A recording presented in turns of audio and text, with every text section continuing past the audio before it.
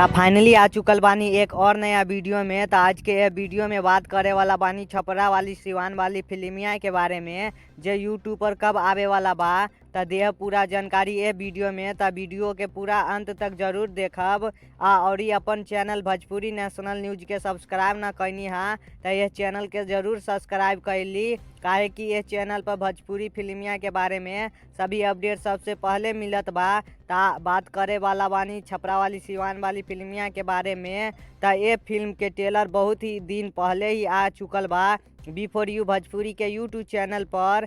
ता ये फिल्मिया के ट्रेलर बहुत ही नीक और कमाल के बनावल गईल बा।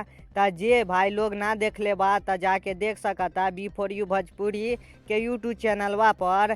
ता बात करे वाला बानी छपरा वाली सिवान वाली फिल्मिया के मुख्य भूमिका निभैले बा अंजना सिंह, संजना पांडे, लाडो मधेसिया, गोलू तिवारी और भी भोजपुरी के बहुत सारी कलाकार काम कैले बा। ता अब बात करी छपरा वाली सिवान वाली फिल्मिया के बारे में, जे यूट्यूब पर कब तक रिलीज कैल जाए।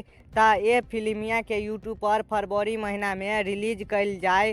ता ये फिल्म के जरूर देखब, काहे के ये फिल्म बहुत ही नीक और पारिवारिक फिल्म बाटे। ता आज के ये वीडियोवा में इतना ही। मिलत बानी नेक्स्ट वीडियो में, तब तक के लिए बाय।